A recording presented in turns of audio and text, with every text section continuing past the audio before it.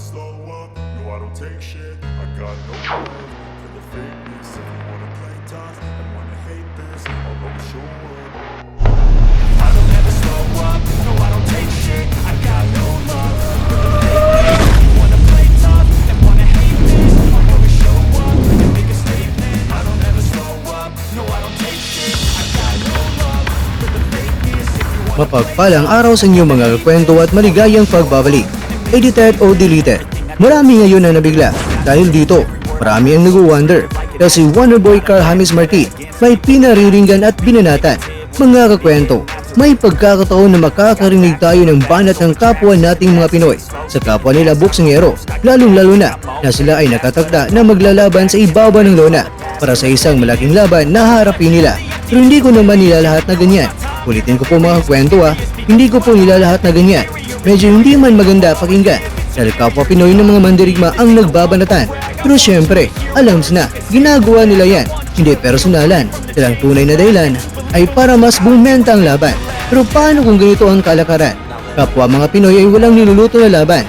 Pero tila ba, ang isa ay may binanatan at may pa-blind item pang nalalaman. Kaya naman, talagang hindi masisisi ang mga boxing fans na magduda kung sino nga ba ang pinatatamaan ni Wonderboy. Totoo nga ba na post dito sa Facebook ni Martin?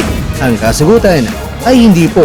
Hindi po ganito ang profile picture ni Martin sa Facebook. Kaya medyo iwawasulong natin para malaman natin kung saan nga ba galing ang naturang impormasyon. Ito po ay ibinahagi ni Martin sa Twitter account na Carl James Martin na nagsasabing dating kinatatakutan, ngayon pinagtatawanan.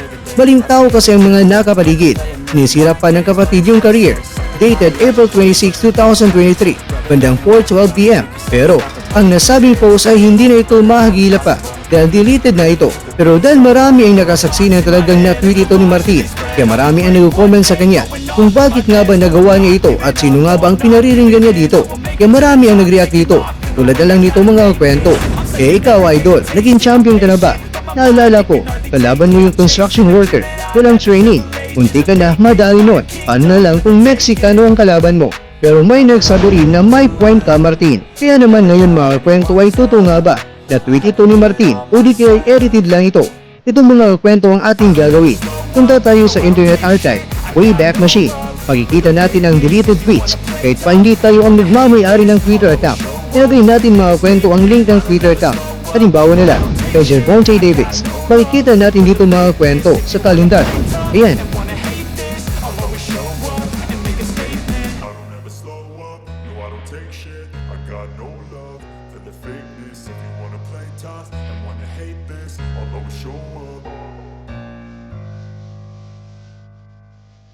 Kaya naman, ngayon ay susubukan natin kay Martin.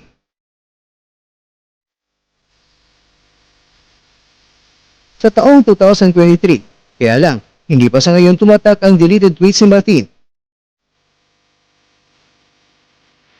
Ang meron lang ay July 13, 2022. Pero ganun pa man, ang mahalaga ay may screenshot sa tweet na legit at hindi edited. Kaya sooner or later ay mag-appear na ito dito. Pero legit nga ba na si Martin ang may-ari ng Twitter account na ito? Kung ating titingnan, ang account ay created last May 2022 at may followers na 80 followers. Medyo kaduda-duda dahil kunti lang ang followers. Pero ang tweet niya dito mga kwento at post niya sa Facebook page ay magkasintulad lang. Tulad na lang noong April 9, ayon kay Martin. Dapat marunong kang pumalakpak sa tagumpay ng iba na may corona at may naka-hashtag pa na huwag kang ampalaya. Sa Facebook page naman mga kwento noong April 9 ay nagsasabi dito na dapat marunong kang pumalakpak sa tagumpay ng iba. Congratulations again, Unified IBF WBA Super Bantamweight Champion Marlon Tapales. Kaya alams na, hindi pwede talaga na ang kasagutan sa 1+1 ay araling panipunan. Kaya talagang may koneksyon na ibinabaging informasyon ng dalawang accounts na ito. 1+1 ay hindi talaga araling panipunan. Ang sagot yan ay 3. Ang 3 di ba?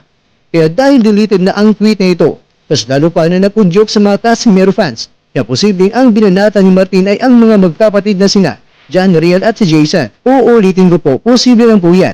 At hindi po yan sigurado. Dahil alam niyo naman na walang binanggit na pangalan. At pwedeng gawing defense mechanism yan at sasabihin, bakit? May binanggit ba ako na pangalan? Well, wala nga. Pero parang yan na lang yung kulang. Pero ganun po man mga kwento, si Martin lamang po talaga ang nakakala kung sino nga ba ang kanyang pinariringgan. Dahil baka nga po ay sasabihin lang na nahack ang kanyang account at kaka-retrieve lang.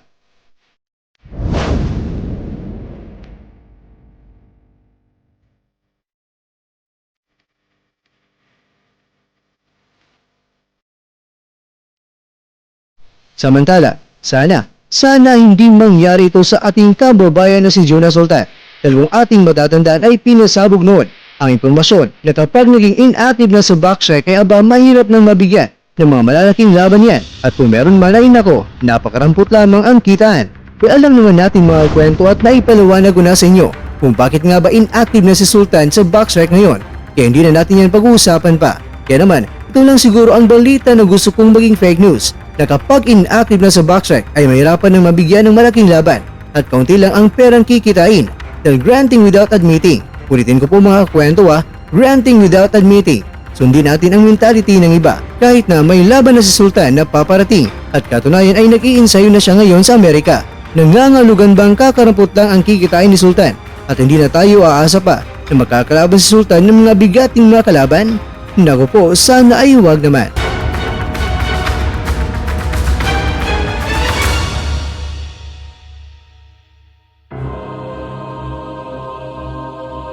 Mga kakwento, ito ang katanungan ng ilan. Kung hindi si Casimero ang pinatutungkulan, bakit dinilit? At bakit naisipan ni Martina mag-post ng ganito? Na talaga namang matagal na issue na itong binabato sa magkapatid na Casimero. Pero ganun pa man, walang binanggit na pangalan. Hindi tayo sigurado kung sino po yan. May sarili po tayong opinyon na pwedeng ibahagi sa lahat. Pero sa bawat opinyon na ating isinasawalat ay hindi tayo mag-expect dyan na sasang-ayon ang lahat. Kung may buksingerong Pinoy na bumabanat sa kapwa Pinoy na mandirigma, sa kadahilan na lang yan para bumenta ang laban, para syempre lalaki ang kitaan.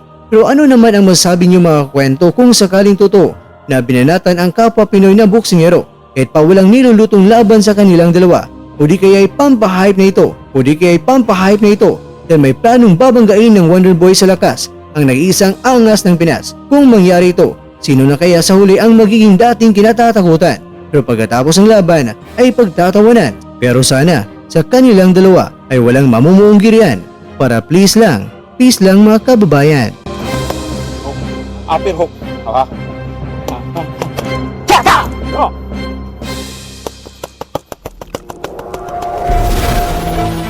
At dyan nagtatapos ang ating kwento.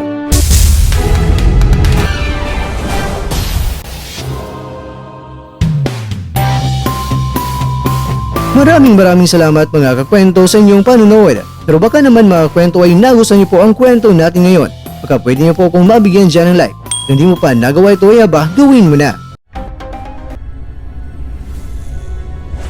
Please subscribe to Kwentong Iba na Kwento. Alright. Like, share, and subscribe.